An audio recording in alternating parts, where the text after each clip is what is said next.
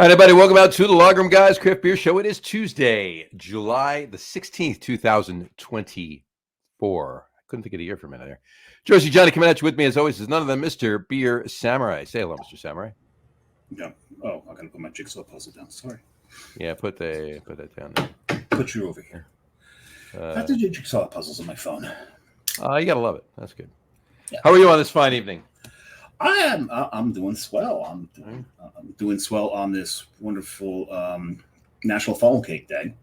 National Funnel Cake Day. Happy National Funnel Cake Day, everyone. Happy National Funnel Cake Day. I have no funnel cake. I don't. You know what? When I was a kid, I liked funnel cake. I was gonna say because I'm not 12 anymore. Right. You know, I prefer Zeppelis now.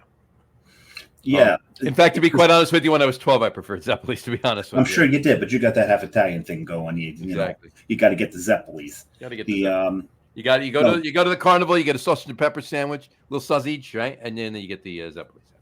Yeah. The carnival's up where I live now, where you grew up. Where I grew up, right. The carnivals up here are all, they're the Roman Catholic Church is throwing them.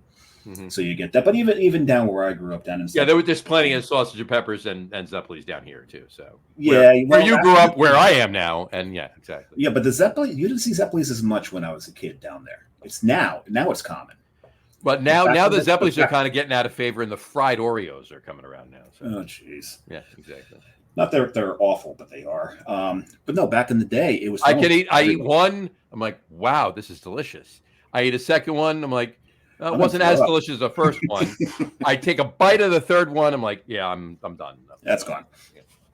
No, but what funnel cake will always remind me of my grandfather. He would take us to Wall Stadium to the demolition derbies. Sure. Still over here. Still right here.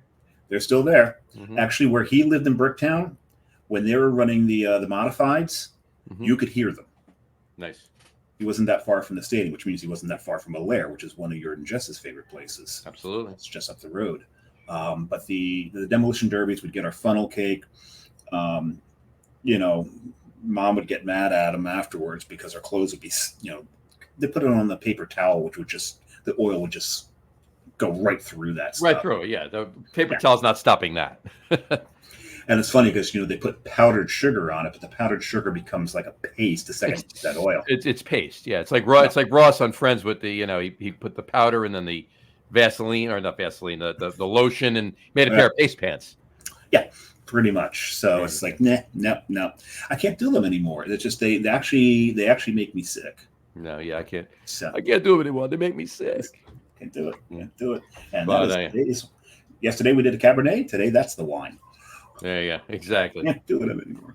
Yeah, but so a couple things really quick. Mm-hmm. I just want to get this bitching out of the way. All right. I'm growing more and more tired of. Go back to my game. Hey, go back to your game. Yeah, no. I told you before. We were running late today. Well, first of all, let's just say this now. Get it out of the way. As you probably have guessed by now, especially if you've read the post, this is just the two of us show. We're going to discuss ad nauseum Dave's Pittsburgh trip, and I'm going to chime in with all of my... No, it's not going to be just my trip. We're just going to talk about Pittsburgh. We're going to talk about Pittsburgh. A lot of the same things. We'll talk about Pittsburgh in general, and then some points of your trip, but yeah, Pittsburgh in general. So anybody listening in on the Pittsburgh Craft Beer Group, please have at it, write in, and tell us, coming in. And if you are listening from the Pittsburgh area, what's up, Yins? There you go. More on that in a moment. More on that in a moment. Yins, however, I love that. However, just want to say, just get the bitching out of the way. I mentioned to you before we started the show, one of the reasons, the main reason we're actually later than we wanted to be is because Facebook, in their infinite wisdom, has been playing some trickery with StreamYard, which is how we come to you every week through the obviously platforms that we come to you, be Facebook, YouTube, Twitch, so forth, so on. Can I drink during your bitch? You know what? Yeah, you know what? You might want to drink during your. Put a pause in that. Let's pour our beer. Let's pour our beer. What are you having first, my good man? Well, as you know from the last show, I was really kind of enamored with Low Lev Brewing and brought a bunch of their stuff home. Yep. It was also, I was not in an Uber. We had the car, so I was able to put a bunch of stuff in the car. So I've got their Gozev. Their Gozev is a Goza. Mm-hmm. and I'm pouring it, I see what they did there. It's pretty cool. Pretty clever, actually. and I poured it into this glass, which matches the shirt. Very nice. Very nice. This is Coven Brewing. They're just down the road from Low Lev. And hopefully you guys will see this shirt and glass again shortly. Shortly.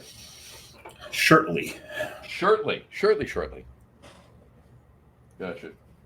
And oh wow, that's really freaking good. Is it? Is it a? It's a salted sour. So I'm saying it's a traditional goza. There's no fruit or anything like that. No, there's no fruit in it, but it's throwing mad fruit esters. Nice. Mad fruit esters, and you know how some of the goes almost taste like a wit because of the phenols they throw. Sure. That's what this is doing. This is a beautiful goza. I may have to change my top 3 list, John. Is that right? That good?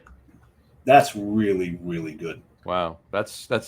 I'm glad to hear that. Yeah, this brewery's got themselves dialed in. I'll tell you. And I'll be honest with you. This is what am I going here? Boom, boom, boom. Here we go.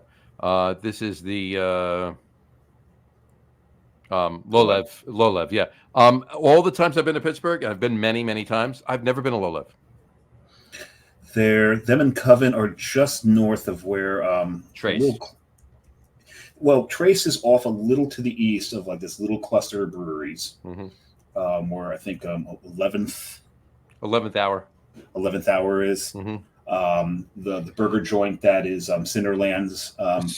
Cinderland's the tap room. The sandwich. Not the fooder house. The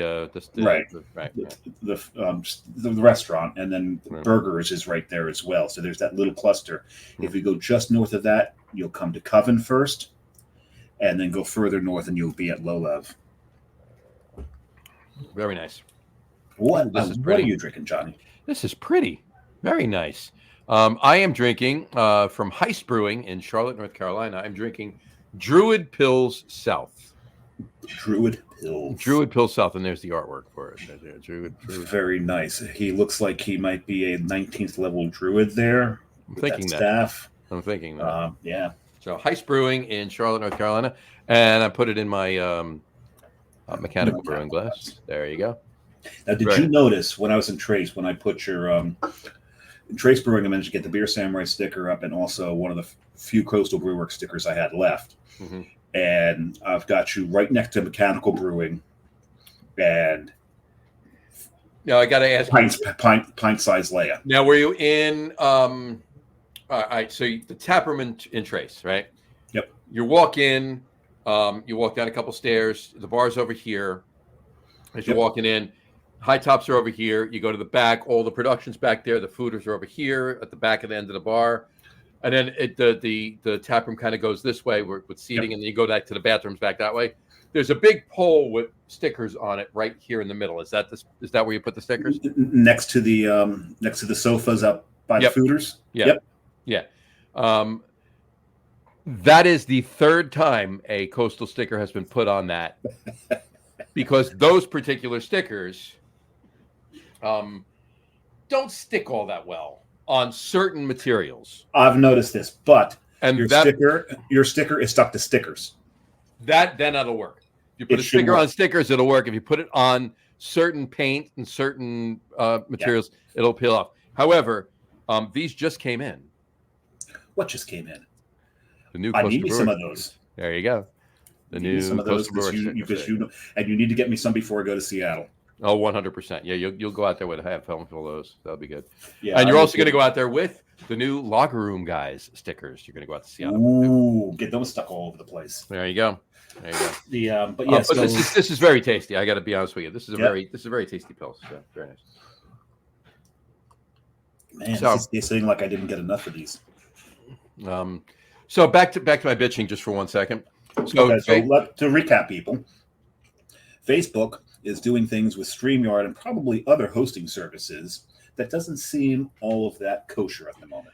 they're making it more and more difficult, like on and on and on. They're making it more and more difficult for people to stream to Facebook from StreamYard. All right, and I'm assuming from others too, but I can only speak on StreamYard, right? So now, with all they've done, hold on one second. We got a comment here. Brian Boak, good evening, Brian. Hey, cheers, Brian. Cheers, Brian. Thank you.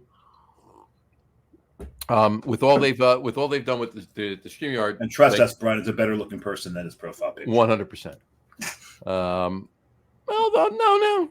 No, yeah, he's better. But anyway, see the family likeness, but it's similar, but no. Yeah, but it's. But in any event, they so that's one thing. So you deal with that, you move on, you get past it, you figure out what they need you to do, and you do it, and that's fine. Brian said, "Cheers, absolutely, cheers Brian." But now, as of literally, this didn't happen. I mean, we went live with End of Chaser last week, and we also went live with the sports podcast on Wednesday night, and then Tuesday we had the Logroom guys. So this is within the last 5 days. They have decided that you can no longer share an upcoming video from your page's timeline, newsfeed, whatever you want to call it. You can share a video that's already aired, after the fact, but you can no longer share something that's upcoming to a group. And we share to a lot of groups. We share to about 30 groups every week, all around the country and everything else. This, obviously, Pittsburgh being one of them. And some of them Dave and I host, some of them were admins of, some of them were just members of the group, right? Yep. But in any event, now you can no longer share that. So I literally had to go in and copy the link, copy the text, and go into every single individual group and paste that. So, all right, I'm done with my bitching about Facebook. And I told you why I think it's doing it. I'm sure that Facebook is going to launch something that is a podcasting platform, and they're already crippling, any competition they may have. And then you're probably right. But to go one further than that, and the reason I brought this up on the air and didn't just let it go after Dave and I talked earlier before the show is when I went live, we've been going live every week. Every show we do, we go live on Facebook, we go live on our YouTube channel, we go live on Twitch, and we go live on Twitter, which is now X. All right. So when I hit go live tonight, all right, I get a pop-up that says you can no longer go live on X unless you have a premium account. Awesome. So for years we've been going live on X. This has nothing to do with Facebook. This has everything to do with Elon Musk. I mean X. Try to get some of his $4 billion back. All he's doing is killing the platform. Right. So So now you can no longer. We've been for years now. We've been going live every week on X. We can't now, unless we have a premium account, and we're not buying a premium account. Sorry. So, no longer. So sorry. Anybody that had watched this on X and enjoyed that platform, sorry, you're going to have to watch it on Facebook, or YouTube channel, or Twitch now, because. We'll see. Hey, you know what? It's appropriate. We're talking about Elon and Zuckerberg on World Snake Day. So there you go. That is right. So where is it? Happy World Snake Day. There you go. For those of you who like snakes. For those of you that like snakes. I'm actually one of those who like snakes. I don't mind snakes. I've handled them before. I don't necessarily love it. It's a little, it depends on the mood you're in, and depends on the snake you're holding too, by the way. Well, yeah, I used to catch snakes when I was a kid. My mom garter snakes, or kid. Garters. Yeah, I went after friends or whatever. Hey, especially the ones that are like, Yeah, well, my mom had this dog named Ebony, smart little black shepherd. Really. Did you get an ivory one after that? No. After Ebony. Did they live together in perfect harmony? No, they did not. Side by side on your piano keyboard. Oh Lord, why don't? It was only Ebony. Right. Only the sharp and flat keys. But we had our backyard was the woods. There was a swamp back there, and I just look at her and I'd go, Ebony, let's go get a snake. She'd bark at me and run. I'd have to chase after her, and I'd hear her barking. And when I caught up to her, she'd have a snake that she was keeping from escaping until I got there. Perfect. And every time she did it, it was a garter snake. Well, there you go. She wasn't a dummy. She knew what would hurt me, what wouldn't. And I'd come home with that garter snake latched onto my finger and go, hey, Mom, look what I got. And I think one time my mom was really close to passing out. And it was biting your finger, and you were just holding it up. Right? Yeah, because garter snakes just have that ridge. It doesn't hurt. Right. Yeah, of course. It's just like a ridge of teeth, and it's just it grips on. There you go. But you also know that Carrie and I geocache all the time. Mm-hmm. And we were in I can never remember the name of that state park. There's a really good orchard nearby named after the same thing. It's out near Long Valley. Any rate, Allsteeds or Orts? No. It's neither one of those. No, but there's the state park there. Yeah. It's anyway, we're geocaching. Starts with an H. Hacklebarney. That's Hacklebarney. Thank you.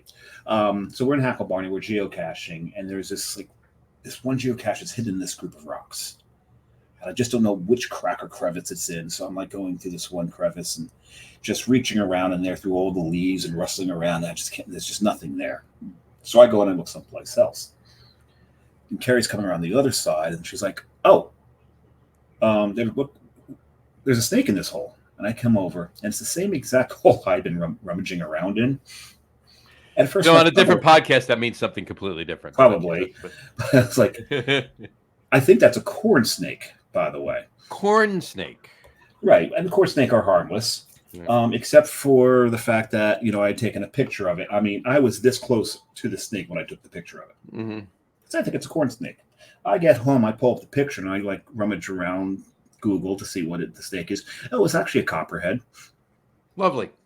Yeah, so I've been rummaging around in that crack in the rocks where it was, and for some reason didn't disturb it immediately, and then went back, got this far away from the damn thing, and luckily for me, it didn't strike.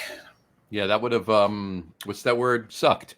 Yes, because we were probably about 1.25 miles in.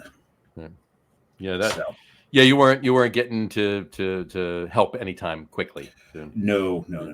I'm a bit heavier than Carrie. She's strong, but to drag my fat ass all the way wasn't going to happen, right? Exactly. No.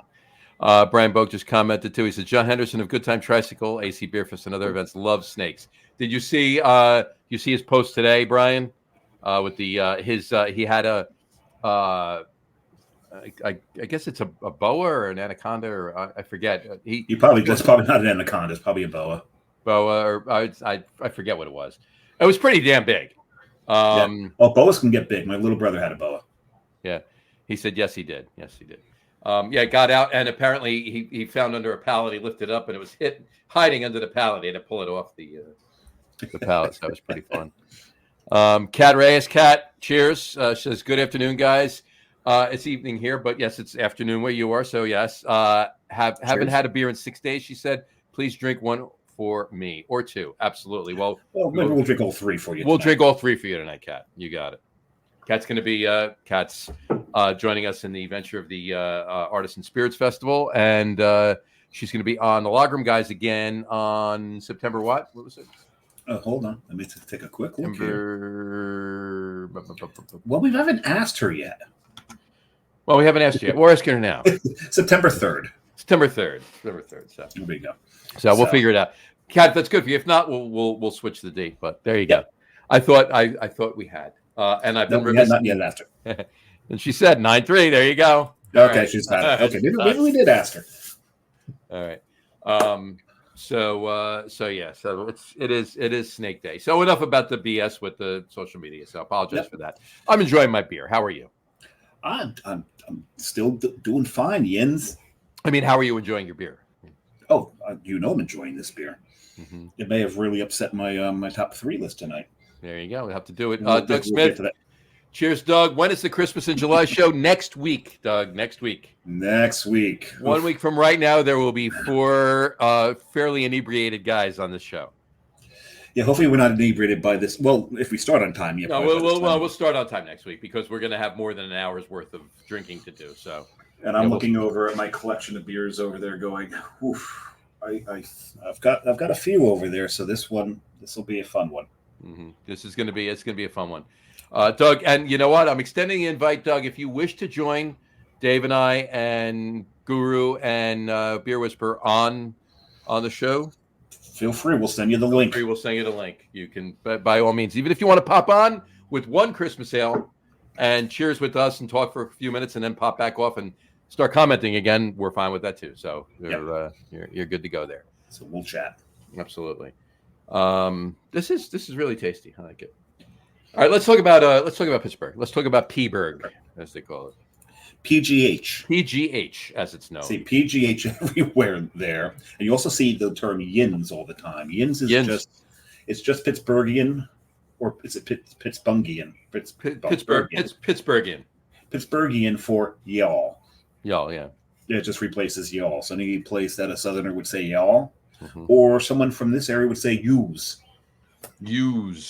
Or you guys. You guys. That's what yins is. Yep, it is. So you yins want some Heinz ketchup. So I don't know if there's any accent out there, but I'll say one thing: I had a good time. There's no accent per se. It's just the words used kind of. It's more of a like you said, yins and so forth. It's that kind of thing. Yeah. So I had a good time while I was out there. Johnny had been out the year before me. I've been to Pittsburgh 1, 2, 3, 4, 5 times now. And and he's hit places that I didn't get to, and I actually managed to hit a few places he didn't get to. You did. And I don't think you got to Coven either. I did not get to Coven or Lowlev. How about Old Thunder? Yes, Old Thunder is. Old Thunder is where I had the Blowfish barbecue. And you know what? We were looking for a place to go one day, and we wound up doing one area rather than the area that would have taken us to Old Thunder. Mm-hmm. And if we had gone the day that we were trying to find a place to go, Blowfish was there. Blowfish was there. Yeah. I'm telling you, that brisket is so good. I mean, let's put it this way. I've had Blowfish barbecue once. I've had ZZQ barbecue twice. I've had even other, higher touted barbecue than either of them a bunch too. The brisket at ZZQ is out of this world. The brisket at Blowfish, which is a trailer that hits breweries in Pittsburgh, is almost as good as ZZQ. Nice. So, and we're looking for, if not as good as ZZQ. As you know, we tried to find what appeared to be a brick and mortar place for them, but they weren't open when we came around. So, Rick Toby, cheers. Oh, cheers. You got it, Rick. We keep doing all these cheers. I'm going to be through this beer in no time. I'm almost done too. Yeah, exactly. I'm not complaining, by the way. Not in the slightest. One bit. Not one bit.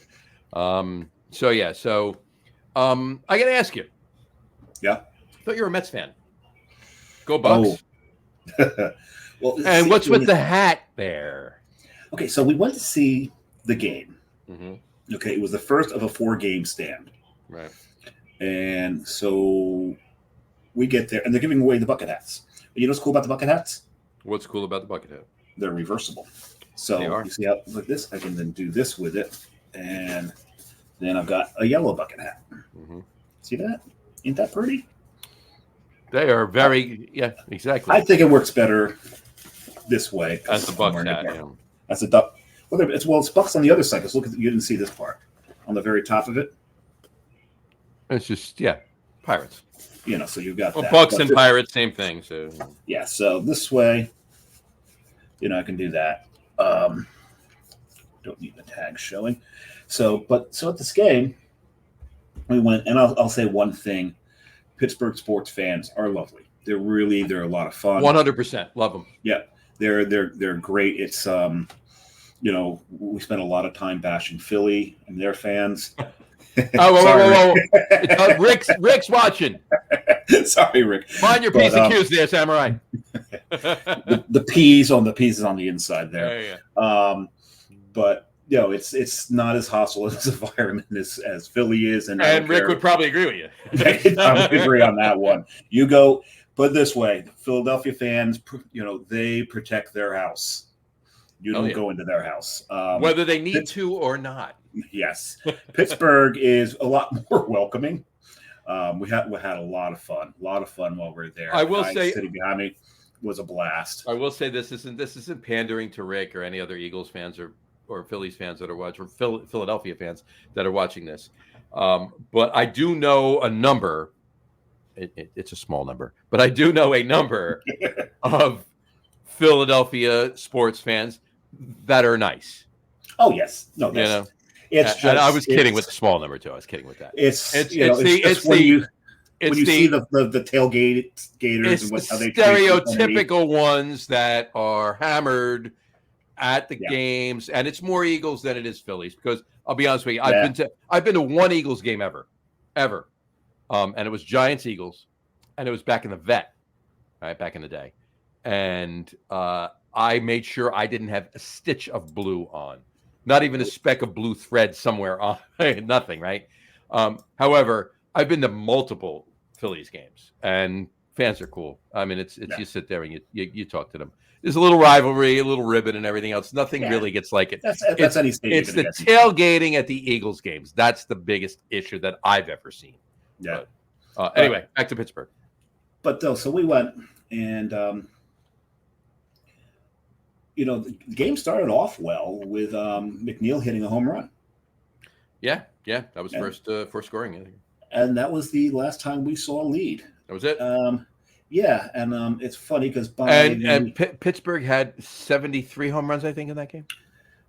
well, just take the first digit. Yeah, they had 7. All right. They had enough home runs that the stadium ran out of fireworks. There was because they shoot off fireworks. They couldn't have the fireworks display after the game because there were no more fireworks to be had. They actually issued an apology to the fans that they had run out of fireworks, that they were not expecting what happened that night. No one was. But the one thing I can say is thank God for a Headhunter IPA from Fathead, because I got a big old cup of that, and that just forgot the game real quickly. So yeah, so during the game, I put the bucket hat on and started cheering the home runs because Pittsburgh was putting on an offensive show, which is such a rare thing for Pittsburgh to do. Doesn't really happen a lot often. I was feeling happy for their fans, and me and a bunch of the other Mets fans were like, we all started to applaud their home runs after that. Exactly. It was. So you decided to adopt the Go Bucks and the bucket hat and everything else. So you were well, for this show. All right. How about this? Oof. I don't know what's more horrible to look at, you or that beer. Oh, come on. You got to have an Iron City when you're out in Pittsburgh. I did. I actually had an icy light. There you go. I went to, you can take it down now. By the way, no, I'm just showing it. This is me wearing a Roberto Clemente jersey and my Pittsburgh Pirates hat as well. There you go. I mean, after all, I am Jersey Johnny. So. Yes, you have your jerseys. But no, I had the icy light at Primonti Brothers. One of my favorite pictures, by the way, I've taken from PNC Park right there. Look at that. That is. But for the love of God, if you like yourself, don't eat Primonti Brothers. No. It's I will tell you this. I've had it several times. Some of the sandwiches are not bad. You had it. Did you have it? Did you go to Primonti Brothers or did you have it at the stadium? No, I had it the Primonti Brothers South Side. South Side. All right. Yeah. It's not a sub that we're getting in the New York tri-state area. All right. It's not. But it's not horrible. If you had a horrible experience, I will tell you, you probably had the guy that made the sandwich was probably having an off day. No, it's not because it's not. You're not gonna. I would be shocked to shit to hear you say it was the best sandwich I ever had. You're not going to say that. Well, here's the thing: if you react the way you did, do not get the Pittsburgher. Oh, yeah, the Pittsburgher is the Pitts, because they're calling it a Salisbury steak kind of burger thing. No, it's just a very overcooked burger. No, you got to get a sandwich. You got to get the Italian. You got to get one of the other sandwiches. You got to get one of the hoagies. That thing was disgusting. Yeah, you got to get one with the one with the capicola on it. The one with the capicola on it is actually very good. Yeah, and it's not insanely good. It's pretty good. But if you're from this area and go out there, don't call gabagool. They won't know the hell you're talking about. I said capicola. I know. I'm just right. If I was referring to a place in Brooklyn, I would have said gabagool. No, But I'm talking about Pittsburgh, so it's Capicola. It is Capicola. Fair enough. Every place else. I wasn't directed at you. Why so defensive? I don't know. Oh, I thought you were. I thought you were telling me this. No, I was telling our Just our in listeners. general. I get it. Okay, fine. Just in general. Yeah. It's By not the way, all about you, John. just one more. I just need to show. Okay, because apparently it is. Here comes another picture. Yeah, no. I have been to Steelers games too, and there you go. Yes. See, we saw the stadium, but there was nothing going on there, so we didn't go into the stadium. But what we did, what's really close to the stadium, is the Fred Rogers statue. Oh, it's right there. It's right next to the stadium. It's right across the street from little bumpy. It's a little bumpy. Yes, it's a little bumpy. It's not smooth. It's not smooth bronze. It's bumpy bronze. Nope, it's bumpy bronze. Excuse me. But the what's cool about it is you walk through that like kind of big arch. Oh yeah, yeah. And they're playing music, and it's acoustically perfect. Oh, how cool! You sit right in there and feel like you're watching. Mr. Rogers' Neighborhood right there. It's no matter where you stand in that arch, you're getting the music, and it's really something wonderful. And what's really cool is just to see everybody who shows up to that statue, the veneration of Fred Rogers, and rightfully so. That was really, really cool. We also saw more of his stuff, at the Senator Hines History Museum, right?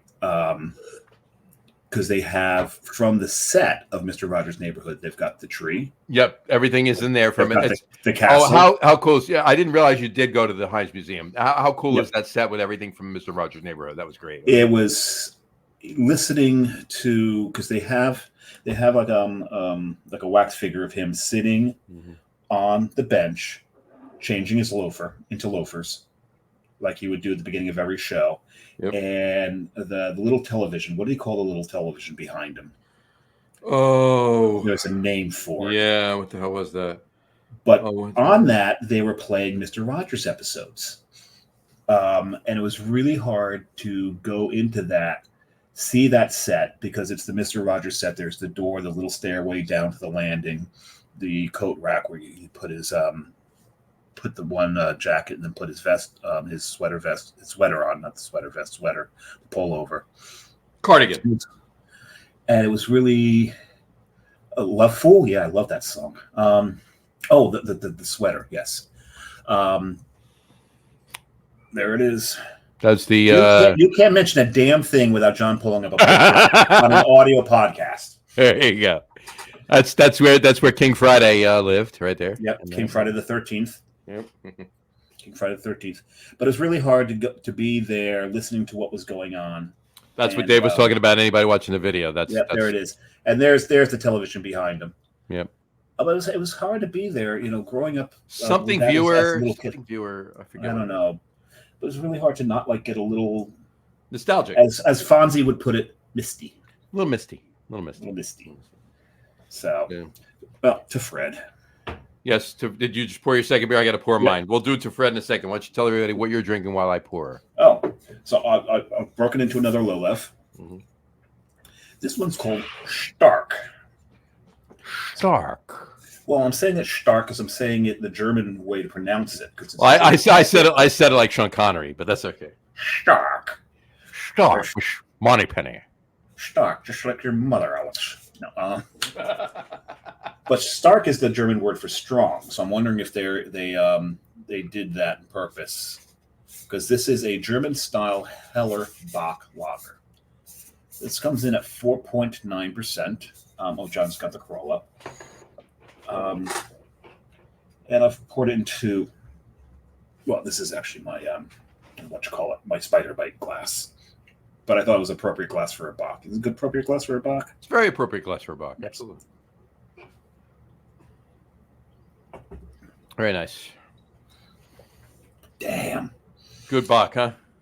Yeah, so you know how you get like a nice you get a balance between the bitterness and the caramel in a good Bock. That's it right there. I'm definitely gonna make sure I hit Lolev. I'll be out in Pittsburgh end of October. I'm going out to the Pittsburgh, the Steelers Giants game.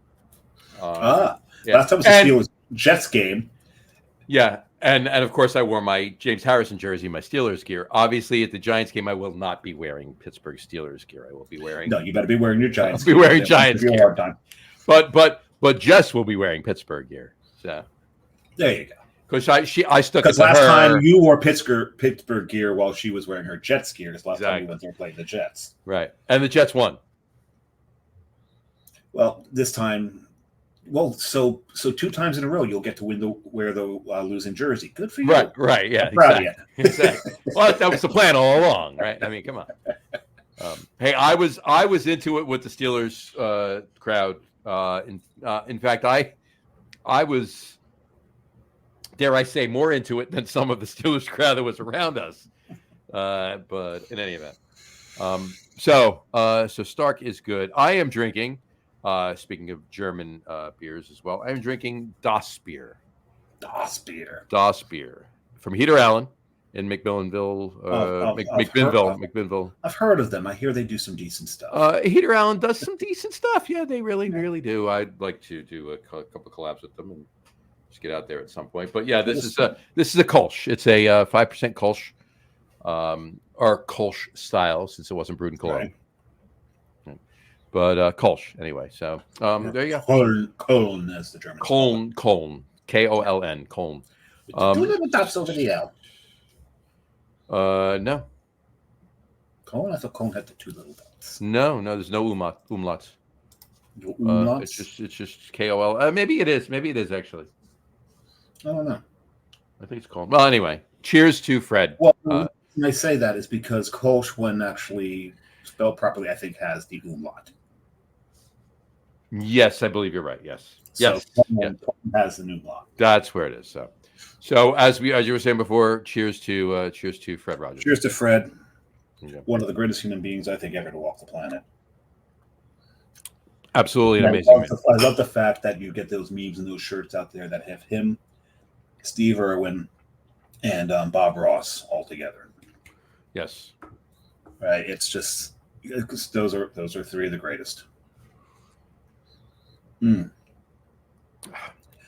ever know? I've said this before, and clearly the last 2 beers that I've had, the Druid Pills from Heist and this Heater Allen Kolsch, clearly I got them on Tavor, and we've had a Tavor show. We did a Tavor show. We did a beer by mail show with Guru a couple months ago, but every now and again, because most of the time I will order one. This time you ordered more than one? No, I didn't. I ordered of this. No, I in every crate I have probably a couple beers that I order 2 of, but it's to style, right? It's there's an alt beer I'm ordering 2. In the crate I have going right now, I ordered 2 alt beers, right? I mean, that's a given, right? Barley wines, sometimes I order 2, depending on how depending on how much they are with the ABV is, but the markups. There's different things I do or whatever, but this particular Kolsch, I got 1. I am again fuming pissed at myself that I did not get 2. This is a fantastic Kolsch. Heater Allen Kolsch, and you think, just get 1. It'll be fine. Yeah, from now on, John. Mental note, John. Heater Allen, you get anything Heater Allen, 2. 2. 3 even, but 2, at least 2. No less than 2. So there you go. Heater Allen. You know what? I Not literally 2, need to. Unless you're moving on to 3. Right. Yeah. 4 is right out. Right. Exactly. No less than 2 is my point. So. I'm doing the holy hand grenade skit. Yes. Holy hand grenades. I literally want to take a trip to McMinnville, Oregon. McMinnville, Oregon. Mm-hmm. Wonder how close that is to where Kat is. She's in Oregon. Kat, are you near McMinnville, Oregon? Please let us know. Let's see where it is. I might have to send you some money. McMinnville, Oregon is. It's not that far out of Portland. Well, no. As big as they are, I would assume they're gettable in Portland. Yes, more than likely. I would hope to think that I can find them when I'm in Seattle. I would hope to think that I would hope to think. I would like to think that, whatchamacallit, that good package stores, good beer stores in and around Portland would have at least as good of a selection as Tavor gets from Heater Allen. That Ew. basically, like I'm able to get better beer from Heater Allen here in Jersey through Tavor than you can get out there. Yeah. I don't think that's the case. So we have a comment, and it is from Catherine. She says, "No, it's good. Dave took care of it." Oh, she's talking about the last thing she said. He's talking about sending you more money to get some. Yeah, some Heater Allen. Dave took care of it. I'll take care of that with him. But I'm talking about sending you more money to get some Heater Allen. Is what I'm talking about. And by the way, you have a box coming to you. I won't say anything on the air. We'll leave it at that. There we go. So, but anyway, back to Pittsburgh. Back to Pittsburgh. Back to the. Let's go back to PGH. Back to PGH. Mm-hmm. Another thing that both you guys did and we did was the funicular. She said, "If you need anything else, let me know. We'll do, definitely. We'll talk after the show, Kat." Go ahead. What are you saying? What do they call that thing? The funicular. They've got a name for it. The Duquesne Incline. The inclines. Mm-hmm. Well, there's two of them. There's the Duquesne Incline and the Fort Washington Incline. Yep. Mount Washington, isn't it? Or is it Fort Washington? Fort Washington. From Washington. Mm-hmm. So we went up that one. I think we went up the Quesney one. Duquesne. And it's spelled, if you take the Q and change it to an F, it's Dufresne, like Andy Dufresne from. But there's but you can take the Q U out and put the FR, right? Dufresne. Yeah, you got to take the Q. You got to take the QU and put the FR. Yeah. Yeah, you got that in there. Yeah, so Duquesne Incline, yes. That's I've never gone up the Fort Washington Incline. The Duquesne Incline I've done three or more times already, so it's cool. It's pretty. It's pretty awesome. It's pretty neat up there, unless it's 94 degrees out. That's always an issue. Which was the temperature almost every single day we were there. Mm-hmm. Right. Well, there you have it. Oh, it was awful.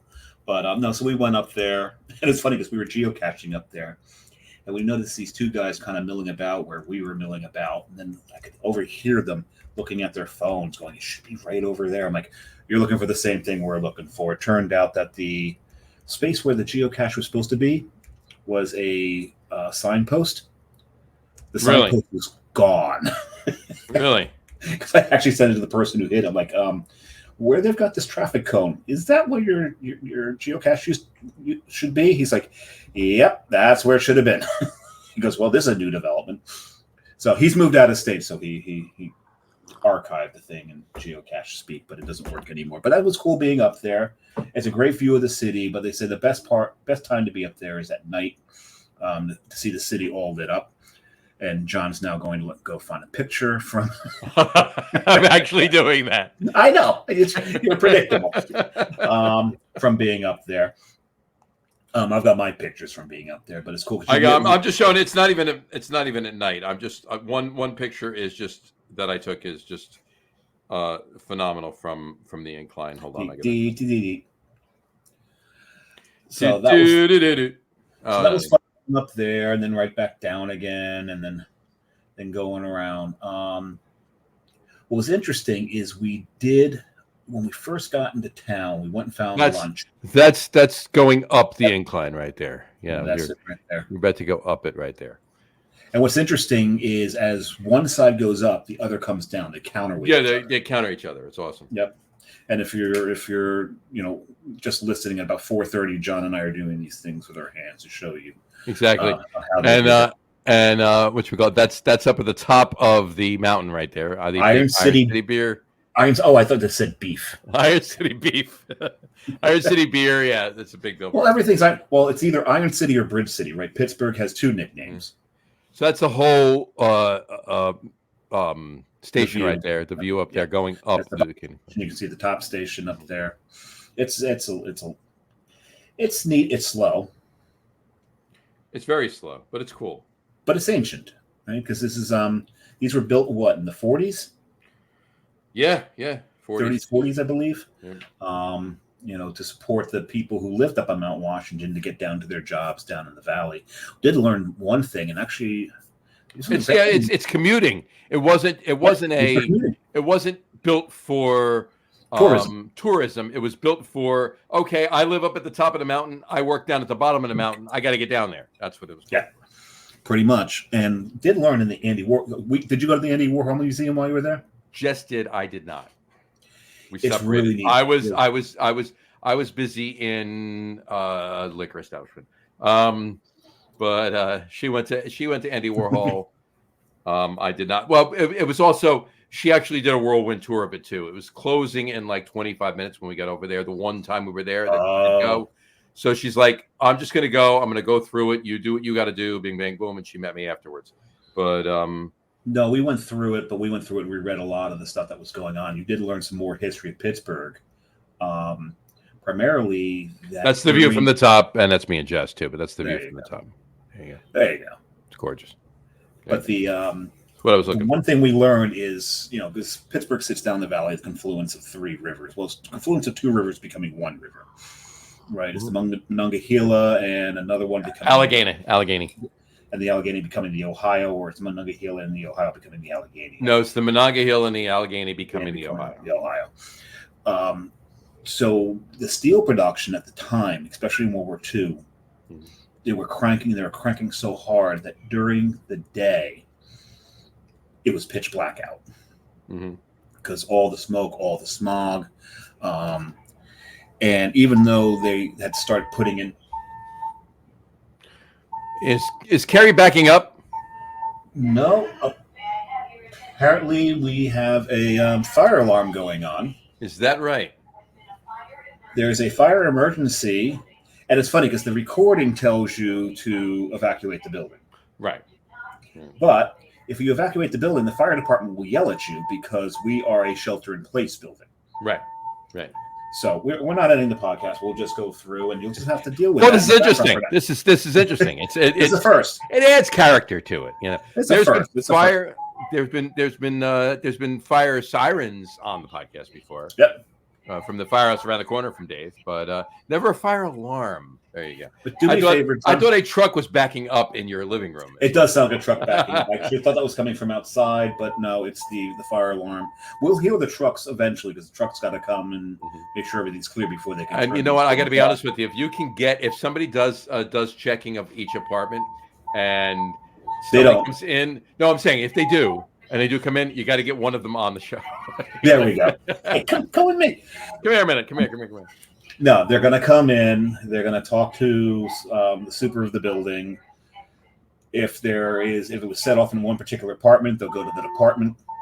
And usually what it is? Cooking. It's usually the kids smoking marijuana in the stairwells. Well, I mean, there's that too. That's usually what sets them off. So anyway, enough of that. Let's try to ignore this for now. But John, do me a favor. What's that? If you see the door behind me start to bow and swell like it's breathing, please let me know. If I see the door behind you start to bow and swell like it's breathing, I'm going to look for Ron Howard and a film crew. Okay. And because if it's doing that, I'm going to jump in the bathtub. There you go. Yeah. Well, I think, and this is based on experience, I think that you might smell the smoke before you see the door bowing and swelling. Very possible. Just gonna guess.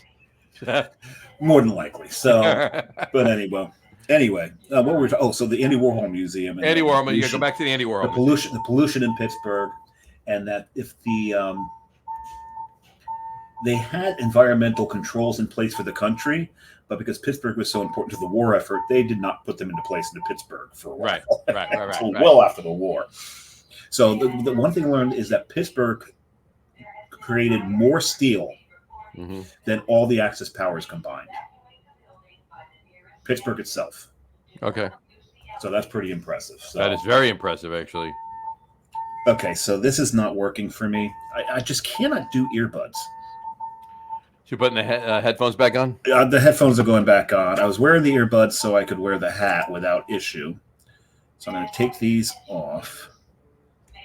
And let's see. I'm going to... How do I shut this off? Okay, so we're going to disconnect these. Yes, I know they're disconnected. I love it. Totally disconnected. Okay, back to my comfort zone. Back to your comfort zone. There you go. Okay, that's better. There you go. I can still hear the fire alarm though, even with the. I've been here the whole time. Hold on. What did she say? May I have your attention, please?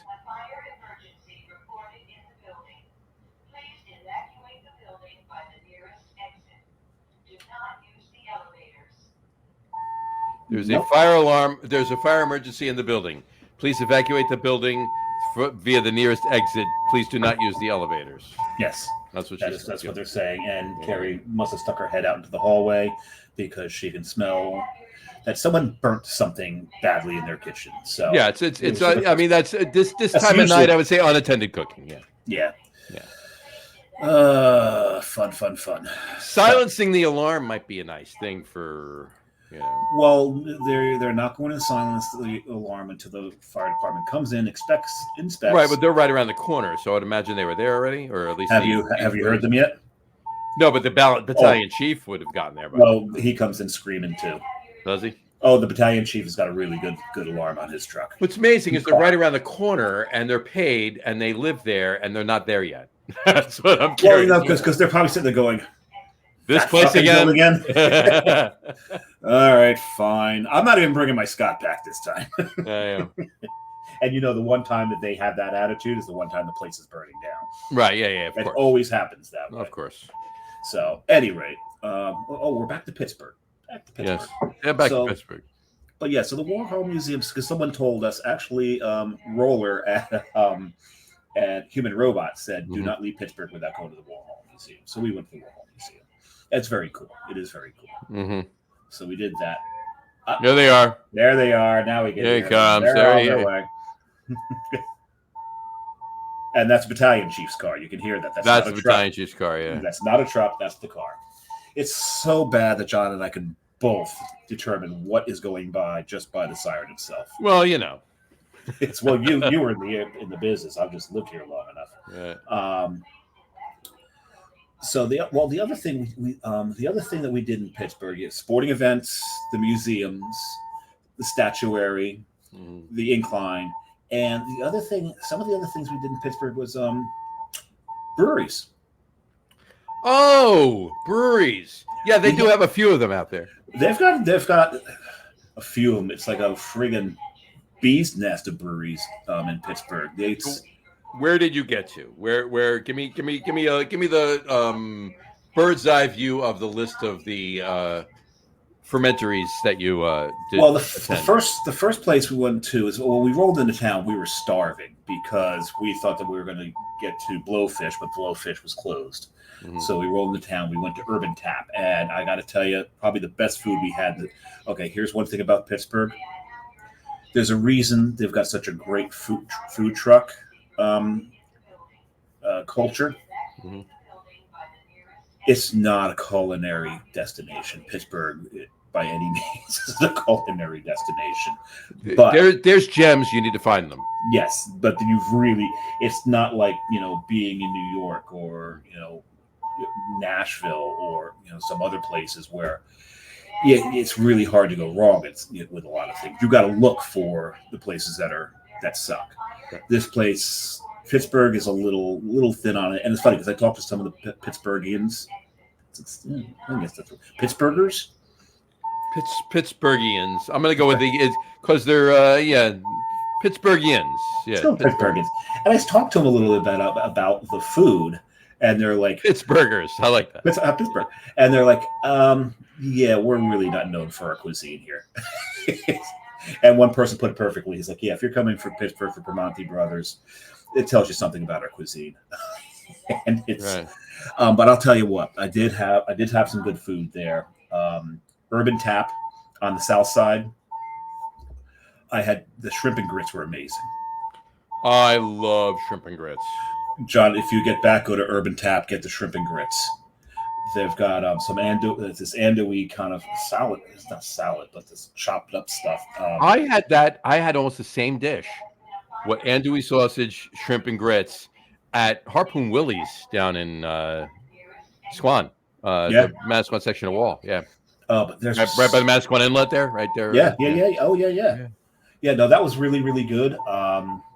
But after that, we're now going to the hotel, and Google's taking us not on the main drag, the direct route. So it must have been like, okay, you're going to get stuck at a lot of lights. Let's go this way. So we just followed Google. Right.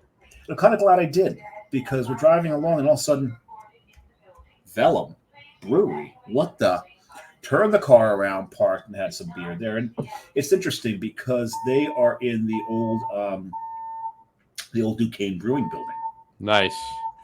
So if you're in downtown Pittsburgh, or on Rabbit Hill, and you're looking across down the south side, and you see that ginormous clock.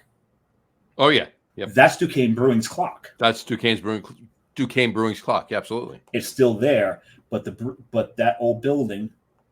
Hey, it stopped. I told you, as soon as they get here, they'll take it down. So Vellum opened in their building, and this place is huge, absolutely huge. So they've got all kinds of like meeting rooms in there, private rooms that you can use. There's one portion of the brewery which has 2 pickleball courts in it. Really? So they've got a pickleball club that plays there, and they were playing while we were there. So so we went to Vellum, then checked in our hotel, and then we walked just due west of our hotel, and Levity Brewing, which is out of another town out in Pennsylvania, or they're from Virginia. They've got a trailer. They got a trailer right at the dog park. Really? And it's meant for the dog park because there's 2 sides to the trailer. The one side, there's a seating area with tables and all that for people who would just walk up. The other side, the fence for the dog park comes up and surrounds the trailer from there. Right. So that you can be in the dog park and get your beer anyway with your dog next to you, which is really cool. I think that's really cool. And Levity makes some pretty good beer. So that was fun, but it was way too hot to sit out there and drink a beer. Right. Had to have the one because they're also right across the street from Hofbrauhaus. Right, of course. And John has sung their praises before, said you got to get the Schwartz beer. You can only get the Schwartz beer in February. It is so they've got the 3 beers there. They've got the Weizen. They always have it. They either have the Maibach or the Marzen, depending on the time of year. Right, but the Marzen's one of the monthlies. They have the 2 standards. Is the Weiss beer, the Hefeweiss, yeah, the Weiss, the Heffa, and then I think the Helles. The Helles Lager, yeah. Those are the 2 they always have. They also had their anniversary beer on, but every month they have a 4th beer. The first Wednesday of every month is when they introduce this beer, and they do it with some pomp and circumstance, John. Oh yeah. And we just happened to stumble in. We're supposed to go to Golden Age Brewing that day, and it's like it just didn't feel like driving back out. Well, let's just walk up the road. I'm so glad we made this choice because we go in there, and they're getting the parade all set up. And is that a firefighter coming up? It's probably all the neighbors having to talk to each other about what happened. I'm curious. I want to know. Actually, I'm trying to listen to what's going on up there. If you, too bad you know your phone. Hold on. I'll be right back. I'll be right. Yeah, I'll vamp for a minute as Dave goes and checks what actually happened and who actually burnt the food for dinner. I'm curious as to what exactly happened. Neighbors walking in. So this is pretty interesting. Live. Up. Dave's back already. All right. What was it? They're going to door now to try to figure out which apartment it was that set it off. So no, I'm not going to ask the guy to come on the podcast while he's doing his job. Damn it! You should have tried. He's out there banging on doors. Fire department, open the door. So fire department, where's the fire?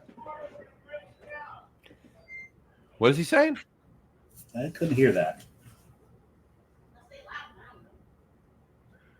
Was it the firefighter or was it that was Carrie. It was Carrie. All right. So at any rate. There you go. Back to Hofbrauhaus. So they do a pomp and circumstance. They got this whole parade together. They've got somebody with an accordion, some guy with a tuba. they've got the brewmaster and the assistant brewmaster, and they wheel out a cask. Mm-hmm. And they take the cask to the stage, and what they do is then they have a master of ceremonies who is someone who's just, they meant, can I do it? Sure, you can do it. And they give him the hammer to knock the bung in. Right. And this guy got in 4, so not too bad. One guy in line with me goes, yeah, sometimes these guys take up to 10 shots to get that thing in there. So this guy got it in 4. And what's cool is if you get on the line that's not the parade line, if you get to the left and you jump on line there, and the bartender told us this, and this guy that I was sitting next to, Mark, he goes, yeah, if you get on line, you can get a pour from the cask. I'm like, well, when can I get a pour here? He goes, as soon as they tap the cask, we start pouring here as well. Mm-hmm. I'm like, then why would I get online? He goes, because here I have to charge you. If you get online, that's a free beer. That works. I'm like, free beer. I'm getting in line, yes. I got in line. So, and the guy I was talking to online. Quick aside, never happened in New Jersey. Yeah, never. So, but the legally, never happened. Yeah, you can't do that. Mm-hmm. But the guy I was online with, he gave up. He says, I don't think we're going to get a pour. We're too far back. I got my pour. Awesome. I got my pour. But what's really cool is the one thing that I've seen it done many times. I've never been to a place that actually has done it. Uh-huh. The band on stage, every now and then, they get everybody singing a German drinking song. And at the very end of the German drinking song, what do you think they did? Ziggy zaggy, oi, oi, oi. He did the Ziggy Zaki, and everybody did the hoi hoi oi, oi, oi, yeah. And then they do that 3 times and go 1, 2, 3, Prost, and then everyone would drink. Down, right. And I have been there for that, enjoyed it thoroughly. How fun is that place? It's amazing. I love that place. It is so much fun to sit there and drink and just have a real. And it's funny because we got there, they're like, oh, well, we don't have any tables open. And they're going to put us in what we were referring to as the quiet room, which is the salon off to the side. Right. And so Carrie went in looking around the bar, and there's 2 open seats, but they're not next to each other. Yeah. So she kindly asked a few people if they could move over. They moved over, and then we started talking to Mark and Jen. They're the ones who moved for us, and that was a good time. And talking to Mark and Jen might actually get us a guest on the Anna Chaser show, because he gave me a contact for Brocalo Distilling. There you go. So that's cool. But that was our 3rd beer that I had, and that was a lot of fun. So John, you've experienced that place. I have several times, and it's a great place. I love it. We didn't eat there, though, because we'd eaten already. I did eat there. And I'll give you 3 guesses what I've eaten there. Worst, and worst, and maybe a pretzel. I've had the pretzel, and I've had the pretzel. I've had the worst platter, and I've had bratwurst on its own. There you go. That's what yeah, worst, and pretzel. Worst, and pretzel. There you go. That was fun. Yeah. Moving on to your 3rd beer, are you? Well, I was just too busy out there. I can finish now. There you go. So I'm going to pour mine, and it's a brand new beer. And I'll be honest with you, I actually saved having this because we haven't released it yet. Ooh. When he says we, this must be a Coastal Brewworks beer. To have it the first time on the show. So this is the first time I'm actually having this beer. So tell us what you're having first. Oh, by the way, while you put that together, Kat just said, yes, Heater Allen is good. I can send you a variety of Pacific Northwest Pilsners so you can taste them all. I love you, Kat. That wouldn't stop. Don't threaten me. Yeah, really. Right. Okay, so what I've got here is one of the places I went was Grist House. I've never heard of that. I've been told many times that you go to Pittsburgh, there's definitely 2 breweries that you need to get to: Grist House and Dancing Gnome. And I've got to say, as impressed as I am with both of them, not my favorite places to drink in Pittsburgh. Is that right? Yeah. Grist House was a sour milkshake IPA house. Is that right? Because that's a shame. And they had 1 lager on while I was there. That's too bad. You went at the wrong time. I went at the wrong time. So but you know, I got to say one thing: the Hazadelic Juice Bomb, absolutely delicious. But you know, I'm kind of over the whole IPA scene. So am I. That's why I'm drinking what I'm drinking tonight. Yeah, but so I said anyway. But the one thing I did get, I didn't want to drink it there because I was driving, Mm-hmm.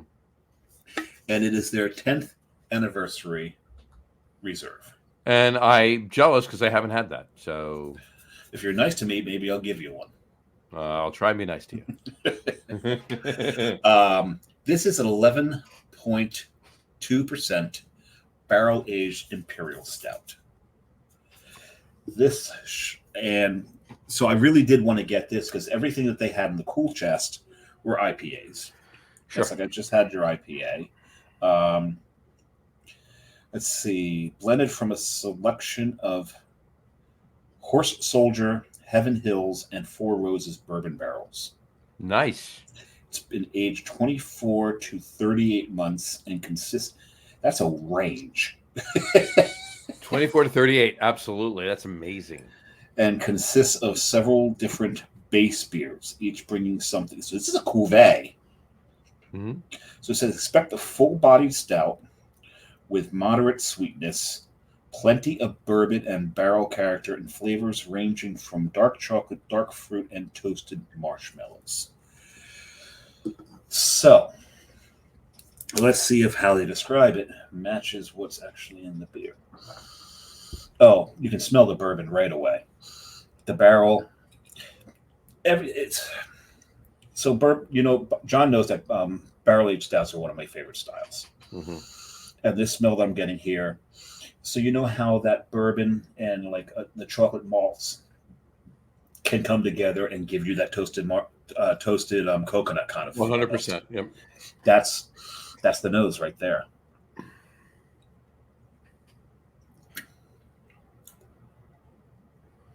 Yeah, you're not getting there again. Fuck, that is full-bodied. Absolutely. This is THIQQ. Nice. Very nice. This be thick. This be luscious. This be... Oh, this is gorgeous. Mm. That is gorgeous. The dark chocolate, yes. Toasted coconut, absolutely. Barrel, you get this nice little vanilla note from the wood, and the bourbon's there. But there's this thing is this is dangerous. This does not taste like 11.2. It feels like an 11.2 in the body. Mm-hmm. Those really big stouts. But the flavors you're getting don't taste like it's 11.2. There's no heat. There's almost like a graham cracker. That's a beautiful thing. When you can actually do that, that's a beautiful, beautiful thing. You've done your job well. When a brewer can blend like that and make that beer like that. If I will ask you this: if I don't get one, can I at least have a sip of one? I want to show you something here. What the beer is doing. I'm going to pull my camera off and show you right here. You can see the ring. Oh yeah, that is just bubbling up from the bottom like that. Yep, it's mesmerizing. It is. It's amazing. The beer itself is still active. It's very well carbonated. It's perfectly carbonated because it still has that full body. You know how sometimes you get an imperial stout that they've over-carbonated and it makes it thin in body? Yep. No, they've managed to have this actively carbonated. Because a lot of those beers that have that full body rely on them being mostly flat. There's no carb in them, right? At all. This beer is not. It's not flat whatsoever, but it's still that almost motor oil consistency. That's beautiful. Okay, my top three's changed again. All right, there you go. I've had it. There you go. I'm gonna have 10,000 honorable mentions. I was gonna say I'm So you do you. That's fine. My beer. Okay. Now I've had, as you know, we have a beer. Coastal has a beer called Philosophial. It's a rotating hop series. The first one we did was Riwaka and Strata. Right. It was a lovely beer. It was a lovely beer. The second one we did is being released next week. We just canned it. And it is the Galaxy and Nectaron are the hops in this one. Oh, that's just peachy. It's very peachy. Nice tropical citrus, a little bit of passion fruit, and a bunch of peach and nectarine. I put it in. Hold on, I put it in proper glassware. Did you? Oh, you have one of those? I do. Where'd you get one of those? I know a guy. You must know somebody. I do. So. Oh, you know what? I have one of those as well. Mm-hmm. It's right there. You know what? I know a guy. You know a guy. Exactly. Actually, I know 3 guys. You know a few guys. But yeah, this is really good. I'm sorry, I'm not blowing smoke up my own ass, but this is really good. You're blowing smoke up Dennis's ass. Matt's, Dennis's, John's, Dennis. A little bit of my own, mostly theirs. This is wow. Yeah, when we release this, go get it. And I'm not saying that because I want you to buy it. I mean, I want you to buy it, but I'm not saying that. Don't skip this. Get it.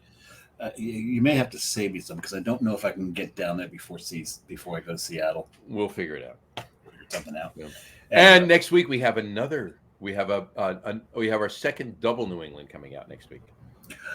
Is it another special seahorse? Nope. And brand new beer. Brand spanking new beer. And what's the name of this one? It's called Shooting Sea Star. Shooting Sea Star. Mm-hmm. What gauge weapon would you use to shoot a Sea Star? I would use just a rubber band pea shooter. I'm good. That's all you really need. That's all you need. Yeah.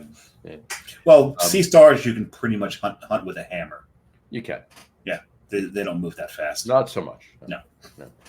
But yeah, this is and it's an 8% double New England with Citra, El Dorado, and Cashmere. Well, And I just had some off of the tank today, and let me tell you something. Yeah, that's what I'm telling you. Yeah. Coastal Brew Works is turning itself into an IPA house. No, we're gonna do some. We're the next beer. I've been teasing you about that. I know the next beer we brew though is this one right there.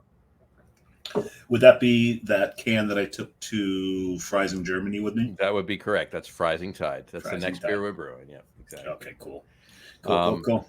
We got some interesting non-IPA stuff coming out in the next couple months too. So awesome. But the IPA game is strong with waiting for Twilight to come back out. Yeah, you're gonna have to wait till mid-November, but yes. I thought you were gonna brew it. You teased that you might brew it sooner. Had to do some other stuff. Got voted down. Okay. We got some September and October beers to brew before we do that one. So okay. Yeah. So but good stuff coming. Don't worry. You will be enjoying what you're drinking while you're waiting. How's that? Cool. Speaking of IPA houses, Dancing Gnome. Yes, let's go to Dancing Gnome. They are very much an IPA house, but but they throw some lagers in there. They do. They had an Italian lager on that was pretty damn good. Mm-hmm. I've had better, but they were pretty damn good. Mm-hmm. But their I just had a couple of their IPAs because you go to Dancing Gnome and don't drink an IPA, you're doing it wrong. Yeah, you have to. Yeah. But right around the corner from them is Hitchhiker. By the way, I didn't put up the crawl for that beer. I just want there it is. Around the corner from them, down the road and around the corner is Hitchhiker Brewing. Hitchhiker, yes. Hitchhiker's fun. Hitchhiker's fun. They're fun. It's one of those, I like to call them like the gritty breweries where there's no flash. I get it. Yeah. Right? I mean, the building they're in, it's gritty. But the beer's good and the scene is pretty, the vibe is pretty nice there. Yeah. The vibe's cool. It's a cool hang. When you get a place like that, you're not attracting the people who, are asking, well, what red wine do you have? Right. You're getting beer drinkers. Yeah. To a place like that, craft beer drinkers. So it was a cool place to hang out. Enjoyed that, and actually enjoyed their beer. They had a stout on that I enjoyed. Nice. That may have possibly made my list until I drank the 3 beers on this show.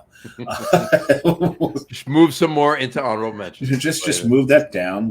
I may bring that up later, but that was a cool place to be. That was fun. And then after that was when we went to Low Lev. Right. We crossed the river, went to Low Lev. Then so it's hot. Now this is July the 4th. I'm talking. This was Independence Day. So we go to Low Lev. the beer tender's fiance was there with their dog. The dog was so cool. I can't remember the dog's name. Carlos. Its name was Carlos. The dog's name was Carlos. Yes, dog's name was Carlos. Dog right. was cool. Low Lev's a cool hang too because it's kind of like a like the West Village, where it's you got like different rooms and different places to sit, which is cool. But then if you want to get a little grittier, then you get the Coven. And what was really cool is that Coven was supposed to have a food truck that day. Okay. And the food truck canceled on them. On the 4th of July. On the 4th of July. Not a good thing. So we get there, and out the back of the brewery, they've got this Weber pot grill. And there's two guys out there grilling hot dogs. And we're thinking, okay, so maybe it's staff who are making some hot dogs for themselves. So we start talking to him, like, you grilling in this heat? He's like, and the guy looks at me, he's like, my food truck canceled on me, so, I got to feed my customers on 4th of July. It's the owner of the brewer, Trevor, is out back grilling hot dogs, putting them on buns, and bringing them into the tasting room for his guests. By the way, this is foreshadowing. Trevor will be on the show in September. He was trying to get him on the show. And what was even cooler about it is he goes, yeah, go in and have some hot dogs, because there's all kinds of like snacks in there too, because when their regular customers found out the food truck had canceled, all the regulars brought snacks for everybody with them. That's awesome. That's awesome. And that's what you love to hear this in a brewery, because you know that they are embedded in their neighborhood. Mm-hmm. They've got their regulars. You've got an owner that cares about his customers. And he's out there in 94 degrees heat over a grill. Nice. And Carrie will tell you those hot dogs may have been the best thing she ate when she was in Pittsburgh. There you go. And you know what? Their beer does not suck. All right. They do some pretty damn good beers. I'm gonna have to swing by there in October. I'm definitely going to swing by there. Yeah, Low Lev and Coven. If you're missing Low Lev and Coven when you go to Pittsburgh, I get it, because there's so many other places you may want to hit. But you get there, and you know what? They're not too far from Trace. We went to Trace next. Trace, I think because it was the 4th of July, I think that their tap offerings were lacking. Like, you've been there, John, right? I've been there 3 or 4 times. Yeah. How many taps did they have? A lot. I think they had 8 beers on while we were there. Yeah, they're lacking. Did you have any coffee while you were there? No, we didn't have any coffee. You should have had a cup of coffee, because the coffee game is pretty cool too. I'm not even sure that they were serving coffee when we were there. Well, it was 94 degrees out, so maybe yeah. So there's a bunch of puppers there. I have been there in July, and they did have coffee, but it wasn't 94 degrees. So. It was brutal. I don't know what we did after. I think that was our last brewery of the day that day. I think we went home after that, because I was driving, so I didn't really want to drink too much. Gotcha. So the next day was the game, and I think you remember I put this up in the group that Johnny and I are in. There is a sports bar outside the stadium called McFadden's. If you are not 20 and like to suck down the aluminum cans of Bud and Bud Light, avoid the place like the plague. Oh, John, one thing I didn't mention about that? What's that? I actually managed to leave one of my credit cards in Pittsburgh. Guess where I left it? At McFadden's. At McFadden's, yeah. Was it sticky when you got it back? No, I didn't. No. I've just got to cancel. Like, they can frame the thing as far as I care. I'm not going back to get it. I didn't realize that until I got home that I was missing one. Gotcha. But Fuda Brewing's there. They've got Southern Tier. We couldn't get into Southern Tier. The line was out the damn door. Is that right? Yeah. This is their whole area between the baseball stadium and the football stadium. Right. And by the way, right here, that's outside of McFadden's. A few years ago. That's me going to Pittsburgh. That's me wearing Mets gear, going to a Pirates Mets game, and that's Darren Meenan, the owner, basically, of the 7-Line Army. Cool. There. And we're outside McFadden's at PNC Park right there. So. Yeah, and the thing about McFadden's, Make sure your shoes are laced tightly because the stickiness of the floor will pull your Yeah, you don't want your laces to be touching the floor. You want them to double knot them, tuck them in, whatever you want to do. Oh, that floor will pull your shoes right off your feet if you're not tied up properly. McFadden's at Citi Field was decent. It was decent. It's not McFadden's anymore. It's the K Corner bar. Yeah, it's the K Corner bar, and more on that later if we even want to delve into that. But whatever. I'm done bitching about that. But you also have Voodoo Brewing's there. Like I said, Southern Tier's got a spot there. Voodoo Brewing has a spot between the two stadiums too. Yeah. Okay. Yeah, Voodoo was there. Because Voodoo, that's got to be new. Because Voodoo, the closest Voodoo was down in Homestead, about 5 miles away. Nope, which is a really cool location, by the way, too. Down there. I'm gonna turn the crawl off. People know what I'm drinking. Yeah. So Voodoo was there. We went in there. And was it Louis? Something Louis. There's a lot of places there. There's this one group. There's a lot of places between PNC Park and Heinz Field. And I'm sorry, I'm not calling it Acrisure Stadium. It's Heinz Field. It's Heinz Field. Or Three Rivers. Three Rivers and Three Rivers was in between. Three Rivers is where the all these buildings are. What I'm talking about. Yeah. The parking lots are. Yes. That was where the parking lots and where Southern Tier is. That was part of it too. That was Three Rivers Stadium. They built Heinz Field and they built PNC Park and then they demolished Three Rivers Stadium.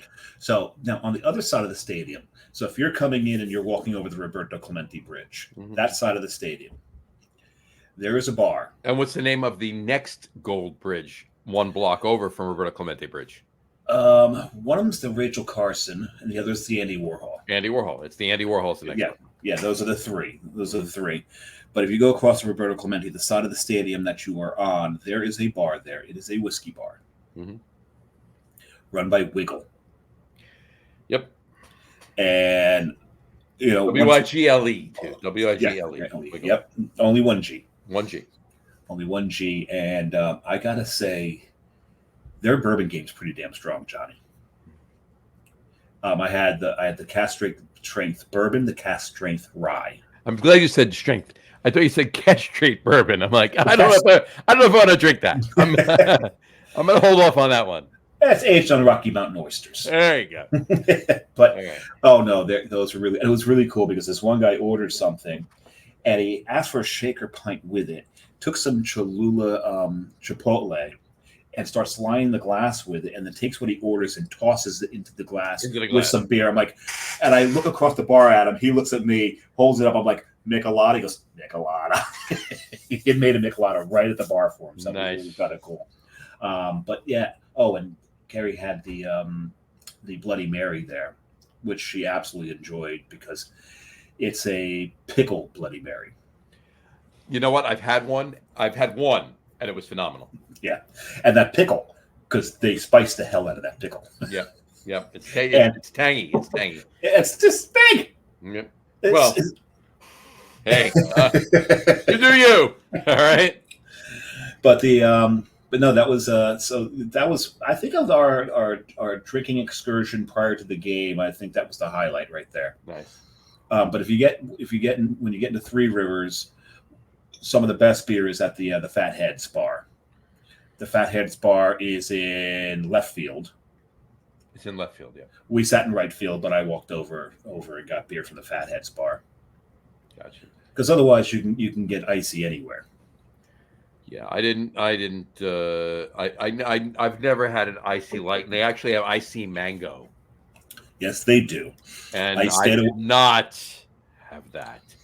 But yeah, I've had several Iron City. You're in Pittsburgh. You have to have an Iron City beer. You have to have an Iron City, and if you're going to risk it and go to Primanti Brothers, it must be washed down with an Iron City. Right. And actually, again, appropriately icy light. Don't get the Pittsburgher. Now that you've told me that you got the Salisbury steak Pittsburgher, I never tried it, and I'm glad I didn't. Based on what you told me, you got to get the one with the capicola on it. The Italian Primanti Brothers with the capicola on it. That's the sandwich you need. I think it's actually called capicola. It is called capicola. I wish you told me this before I went. You just said you had to go to Primanti Brothers. That's all you told me. So you didn't give me enough info, John. I didn't give the info. Sorry. All right. So let me hit you with a few things before we do the top threes. All right. So you did not get the Cinderlands, I'm assuming. No, did not get the Cinderlands, and I hear they're one of the better ones. Cinderlands is good. They have the food's decent at the one location. The food house is the beer is pretty spot on. Is any of their beers making my top three now? But the beer is overall spot on. You just gave away the top three. Like I haven't been doing it all fucking show. I know. Whatchamacallit? Did you go by Church Brewworks at least to look in? No, didn't bother. You should have actually just checked it out. You didn't have to have a beer or do anything other than walk in, look around, walk out. But you should have gone in. So this guy I used to hang out with all the time, Vin and I, we would do this thing where we'd drive around and we'd find bars, we'd walk in. The rule was you had to have one beer there, no matter what the place looked like. Yeah, I mean you could do that. I mean, hey, I'm trying to finish this. I'm not done yet. Okay. So we went to this one place called the Wander Inn. I forget where the hell it was. We walk in. The place looks nice. It has nothing to do with what the place looks like. There's one corner where there's 3 guys sitting there, and they're sitting at the bar like this, just staring into their beers. Just like, and the bartender's just kind of like standing there. We walk in. They all look up, and this is kind of the look they gave us.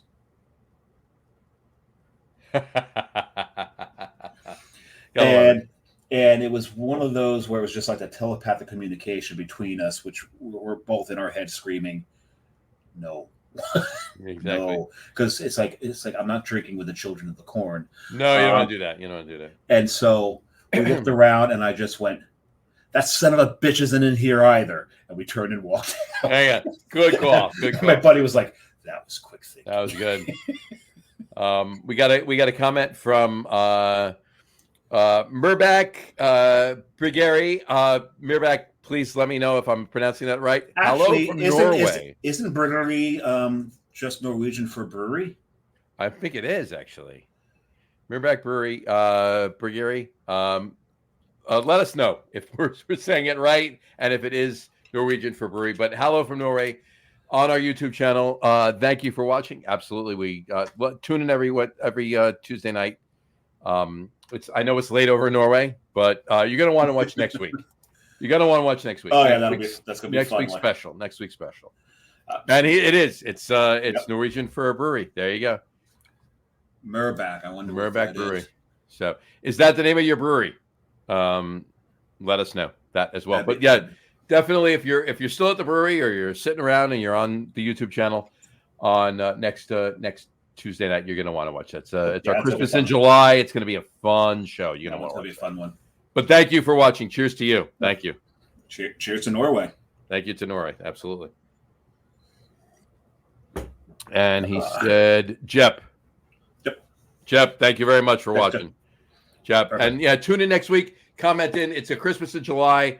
It's the two of us, and it's our esteemed colleagues, if you will, Brew Guru and Beer Whisperer. We do it every year. It's our Christmas in July. Amazing beer we're having on it, and amazing conversation. We'd love for you to comment in on that as well. John, Jep just means yep. Jep. Okay. It just means yep. It's not a name. Yep. I thought it was a name. That's what I was thinking. You thought. No, it's just Norwegian for even better. Yep. Watch it. But how do you know that's not what I was saying? Yep. Watch it next week. Yep. All right. Yep. There you go. I'm sure. Seriously. Very cool. Very cool. If your name is Mirbach or well, it's not brewery or yep. I understand that, but seriously, no. All kidding aside, thank you so much for watching. We appreciate it. Love it that we're reaching to Norway, and definitely please tune in next week. And we want you to comment in on the Christmas in July show as well. Yeah, and apologies if you check in late and John can't operate the keyboard anymore. Apologies ahead of time. That might be a problem, but hopefully not.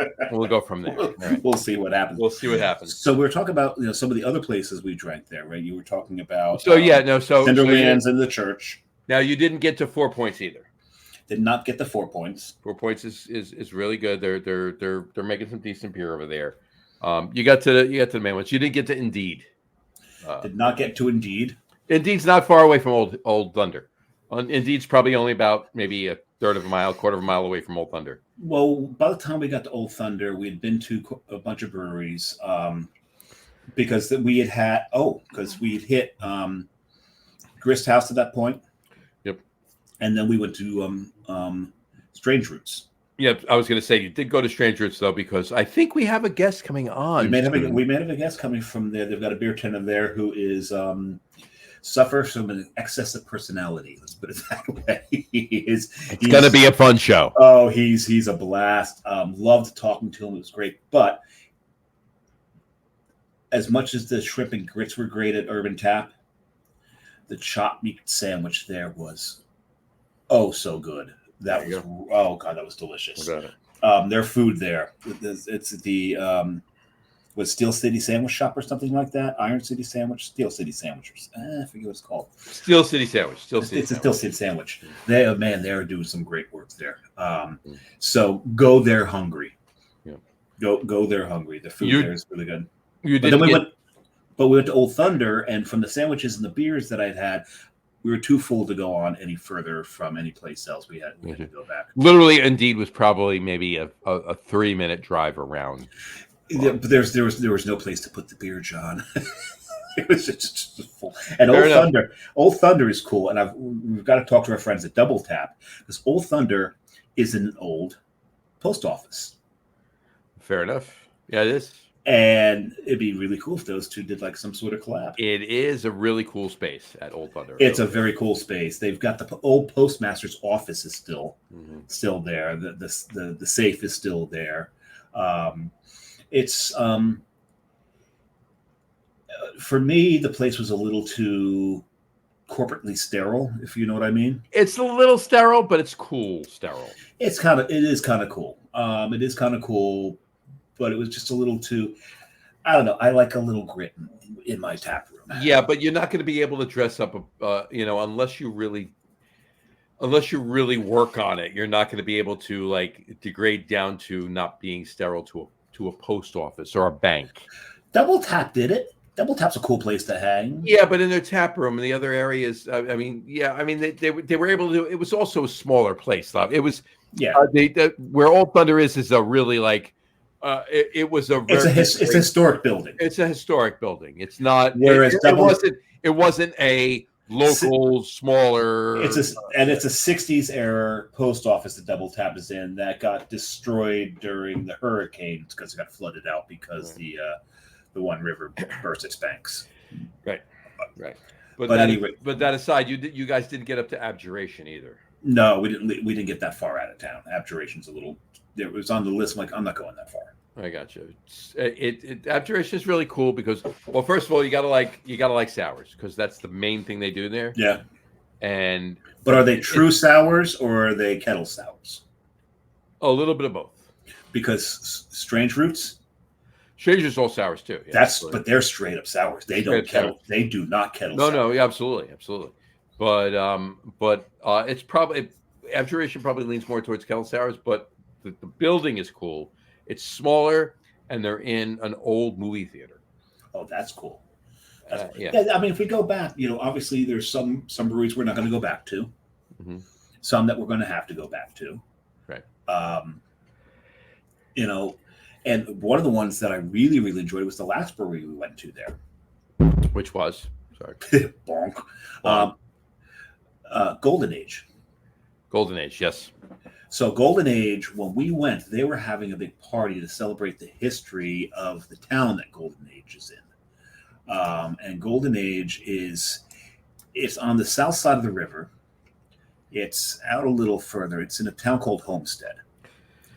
Which is where Voodoo is, which is also where Brew Gentleman is. But they're a little outside of that area. They're technically in the town, but they're not in the town proper. Now, Homestead, for baseball history aficionados, Homestead is where the Grays played. Pittsburgh Grays, yeah. The Pittsburgh Grays of the Negro League. And there was an old, I don't know if it was a deli, cafeteria, whatever it was. There was, I think it was a deli. And the brewery, I don't think is far from where that deli used to exist. But when that deli closed, they had this thing called the mystery sandwich. And that sandwich recipe has been shared with the brewery. And they were serving that sandwich. Like, you want to know what's in it? Order it. They won't tell you what's in the sandwich.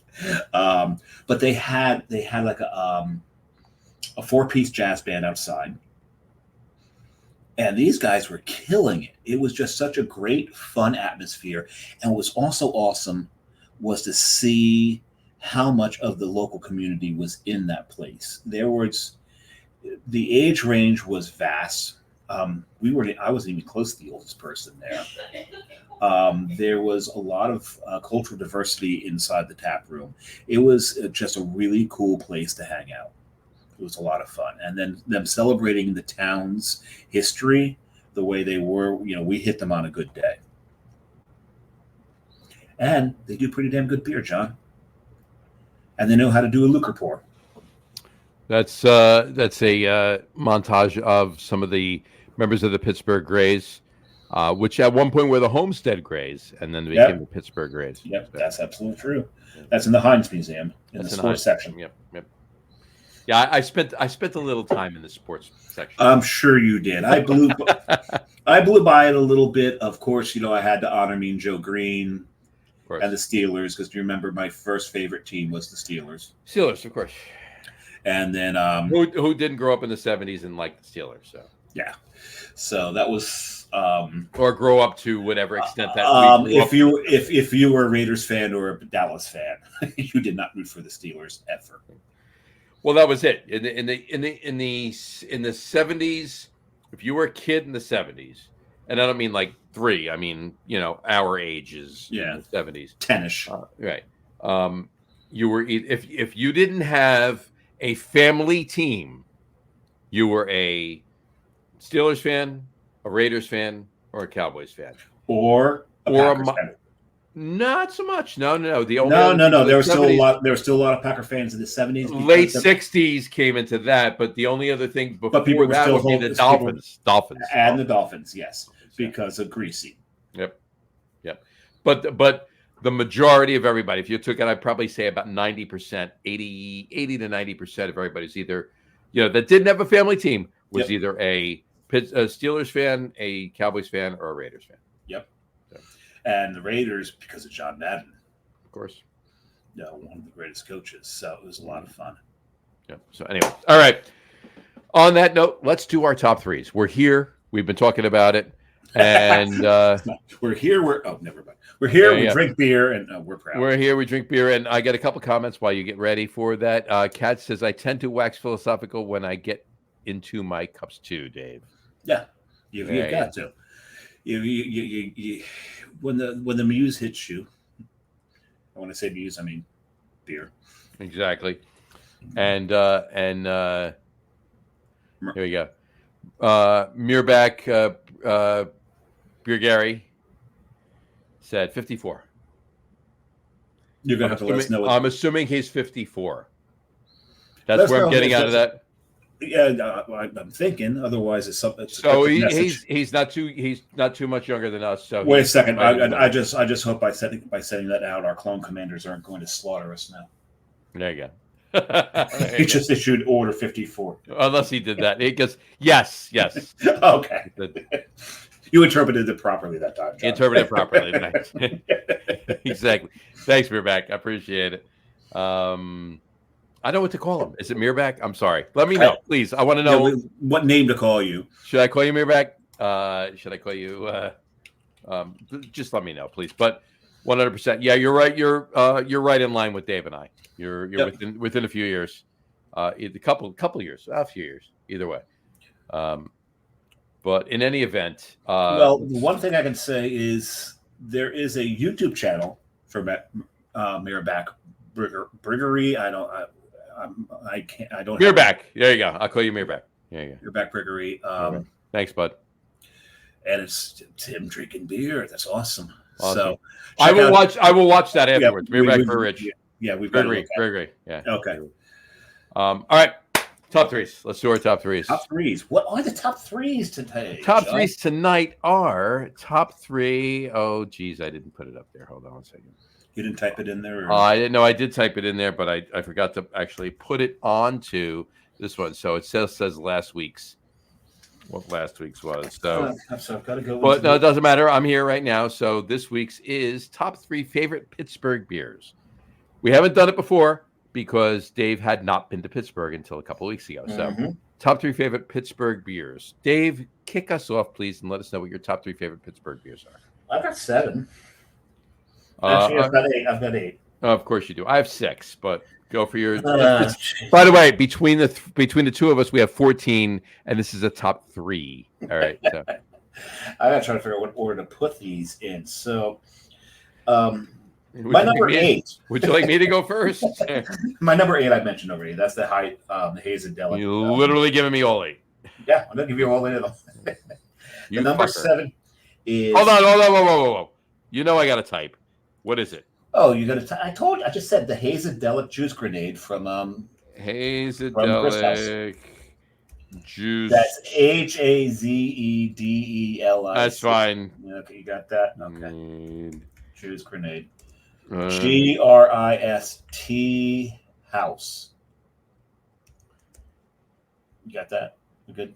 Hazendelic juice grenade. Yeah, by Grist House. You got it. Okay. Number 7's Old Thunder had a place called beer called Same Places. It's their pre-prohibition lager, and people who watch the show know how John and I like our pre-prohibition. 100%. Yeah. And they did a pretty damn good job with that one. Hell yeah. Okay. Number 6, Hitchhiker. I mentioned it earlier. The stout that they had out. It's brewed with caramel. Actually, it's called No Way. That was actually pretty damn good. Drinking a big stout like that on a hot day in a building that is not air conditioned is not air conditioned. I think that's brave on my part. That's some commitment right there, as to trying their styles. Number 5. So the Gozev may have topped the top. Hold on, number 5. That was number 5. That was number 6. 8, 7, 6. Oh no, yeah, you're right. Number 5. Yeah. 6. So number 5 is the Lolev Gozev. This beer is really quite the style. I'd like it to be a little lighter body, but I still think they nailed it. Number 4 is Lolev's Tribute. Number 3, we're talking about Strange Roots and how they do true sours, and they have a series that's called Foraged. And this series is where they go and they forage for the ingredients to add into this beer. And this one is foraged sumac. Was it poison? It was not poison sumac. I did not break out in any highs or anything. It was actually pretty damn good. I really, really enjoyed it. Number 2, Golden Age Cherna 13 Degree. Cherna 13 Degree. And John, you can tell by the name what style that is. It's a Polotomave. It's a Polotomave. That was very good. They do some really good Czech, German, and British styles at just blanked on the name. Golden Age. Golden Age, yeah. They do some really good stuff there. And what's your number 1? My number 1 is a German Shepherd barking. No. You heard that? Yes. Just started. He just started. So we've had the fire department, we've had a fire alarm, and a German Shepherd. There you go. Oh my God! I got arrested once for having a German Shepherd fixed. Okay. I'm not talking the dog. I'm talking about a German Shepherd. Anyway, sorry, that's a bad joke. That comedian's from Philadelphia. He's the one that did the song "Wet Dreams." Yeah, I can't remember his name. I forget what it was too. I can't remember. But my number 1 Okay, so that Poltamavi was number one until this beer. Okay, so that's the that's the 10th anniversary reserve, right 10th from Grist House. This beer, this is a special beer. They did a phenomenal job with this. There you go. Drank it on the show, became his number one. You heard it here, folks. You were here for it. You were here for the transformation. Exactly. All right, my top 3 is only 6, not 8. It's right? only 6. There you go. Well, mine was 6 until I started drinking. I have. If you had some Pittsburgh beers on the show, you may have gone to 8 as well. That's true. That's true. I have 2 honorable mentions, and then my number 3 is actually a tie. That's where I get 6 from. Okay. So my Yeah, two. I'm trying. Yeah, it's like I was starting to do the math and realized, nope, no math. My 2 honorable mentions. My 2 honorable mentions are the number 1 is the Schwartz beer from Hofbrau. You have mentioned it, and I'm just so sad that we weren't there in February to have it. Mm-hmm. Amazing beer. My other honorable mention is the Schwartz beer, called Schwartz, by the way, from 4 Points Brewing. Oh, nice.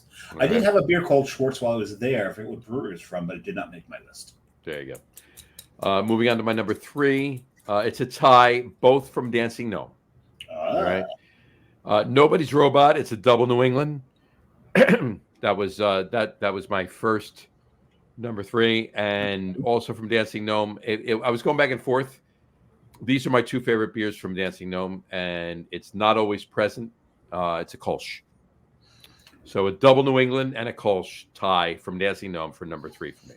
So the Schwartz that I had that did not make my list was actually from Strange Roots. The Schwartz beer from Strange Roots. It was good.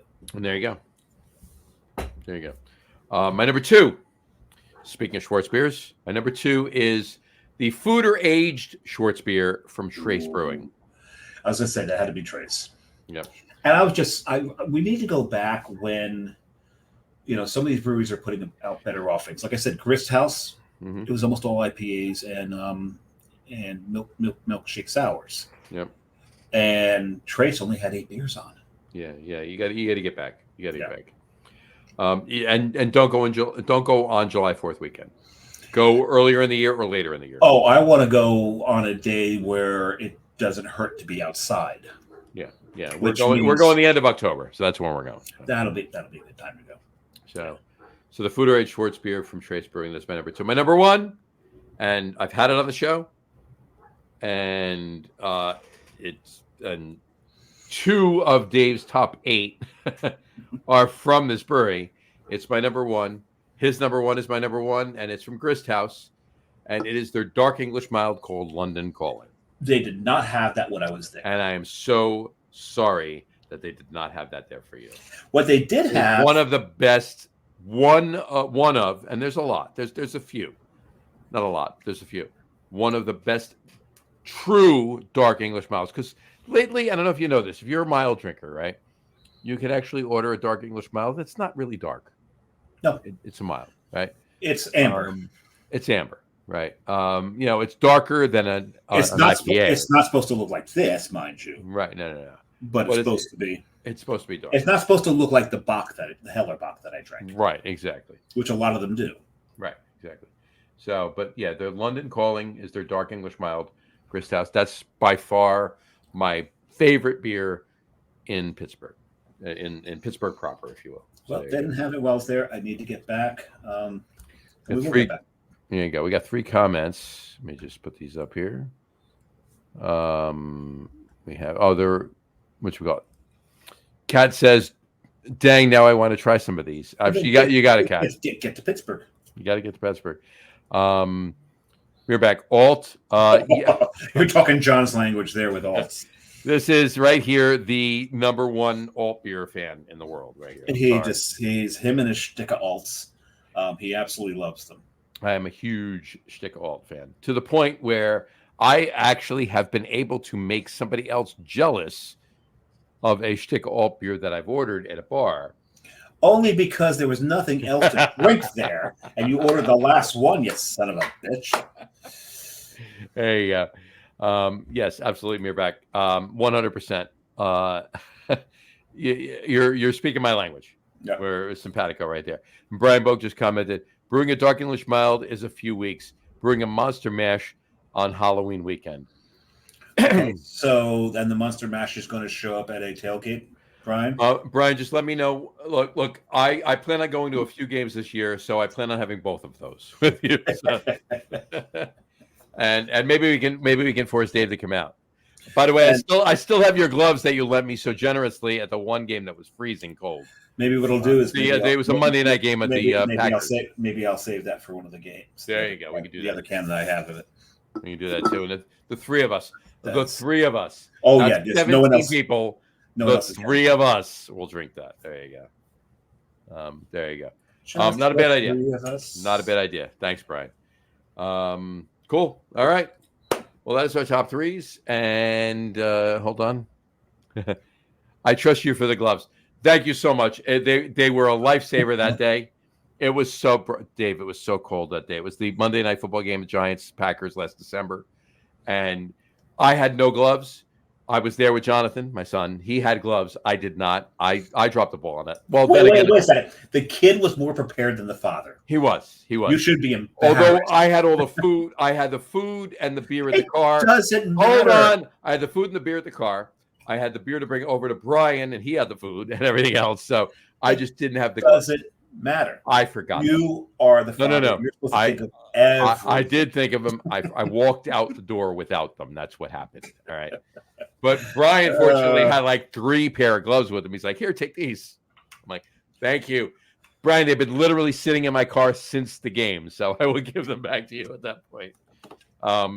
And let me know if you're coming to Klein's this time. I will meet you, and I'll give them to you there. Unless you want me to hold them till a Giant game, that's fine. He wants gloves in 100-degree weather. Exactly. But in any event, I think he can live without them for a while. Exactly. All right. Actually, I think we all need to go visit Murbach because I'm sure it's a lot cooler. Murbach, I'm absolutely ready to take a trip over to Norway. Let me know where you are. Please write into us. Actually, you know what? Brian's going to LBI next week. Hit me up if you're coming down or you're coming back through. We'll meet up and have a beer, or I'll come down to LBI and have a beer with you. I gotta meet a couple of accounts down there anyway. So hit me up and let me know where you're at, and I'll definitely be there, 100%.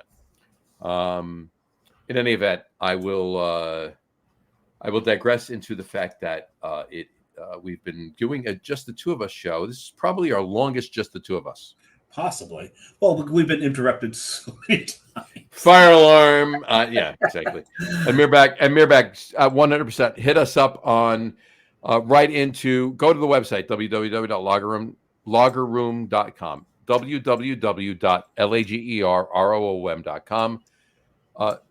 If you sign up for the newsletter, you can just write us in. It's info@lagerroom.com. Write us in and let us know your information, because absolutely love to have you involved. Whatchamacallit, from Norway. Great to have him on the show. Yeah, absolutely. We want to know what the Norwegian beer scene is like. Yes, seriously, and we have nobody else that can tell us that. So absolutely, I would love. We've had Italy on. We've had Germany on. Yep. We've done a show from Germany. There were people from New Jersey. No, but it's still I don't care how long they've been there. It's still Germany, right? Germany. Italy, Germany. Yeah. So yeah, we'd love to have that. So write in, or just message on Facebook or YouTube. That's fine too. But let us know and we'll work that out. Yeah, and I gotta go and I've got to watch some of the stuff on his channel. Yeah, I'm gonna do that. I'm gonna do that tonight as well. All right, I'm hungry. I ate already, so I'm not. All right. Well, on that note, we will wrap the show up for today. We want to thank everybody for watching. And for those of you just listening to the audio podcast, thank you for listening. Don't forget to visit our website, www.lagerroom.com. That's LAGERROOM.com. And please remember, like us and follow us on all of our social media, Facebook, Twitter. Because you don't, we will find you. Exactly. And Instagram. No, never mind. Exactly. No, I will finish that. And our YouTube channel, what we're going to do, Liam Neeson from Taken. We got a certain set of particular. We have a particular set of skills. We will find you. Exactly. Anyway. Facebook, Twitter, Instagram, and YouTube channel. All of them are at the Logger Room. Remember, we go live with the video podcast on How Facebook, many YouTube. times did they kidnap his daughter? I mean, come on. Yeah, it was a lot. So, Like I said, at some point, he's just. I mean, the one movie won, but Yeah. There you go. Anyway, Yeah. sorry. I'm sorry. And Continue. Mirbeck said, "Okay, awesome. Please do. Don't forget. Yeah, Awesome. please do. We want to know." Anyway, all of them are at the Logger Room. Remember, we go live with the video podcast on Facebook, YouTube, Twitch. Unfortunately, not X anymore. Yeah. Sorry, Elon. But you're not. I'm not. We're not doing a premium account on X, so it's not. No, just watch us on Facebook, YouTube, our YouTube channel, and Twitch every Tuesday night around 6:30 p.m. Eastern Time. And for those of you who just want to listen to the audio podcast, you can do so on our audio host Spreaker, as well as iHeartRadio, Apple Podcasts, Spotify, Odyssey, Audible, Google Podcasts, Amazon Music Podcasts, TuneIn, Podcast Addict, Castbox, Deezer, Podchaser, Listen Notes. Pretty much anywhere you can find audio podcasts, you will find the Logger Room. Did you hit the microphone again? I did. Pretty much anywhere you can find audio podcasts, you will find the Logger Room Guys Craft Beer Podcast. And if you haven't done so already, please subscribe to one or more of those feeds, and you will never miss a show. Again, thanks for following along with us. Have a great rest of your week. Have a wonderful weekend. Drink a lot of beer, but drink responsibly. And Dave and I will talk to you next week with John Stardomsky, the Brew Guru, and Tom Mulvihill, the Beer Whisperer, on our annual Christmas in July show. You're not going to want to miss that. If you're a fan of slurring, tune in late, right? Exactly. Yeah, tune in late on that one. Exactly. Oh, that's going to be a fun one. 100%. It's going to be a fun show next week, so tune into that. But tune into every one of our shows. So we got a lot of good shows coming up, a lot of things booked. We're actually booked into October at this point. So yes, we are. Yeah, you're going to want to pay attention. So, all right. Anyway, folks, enjoy. We will talk to you soon. Take care. Yep. Cheers. Cheers. Cheers, Yins. Cheers, Yins.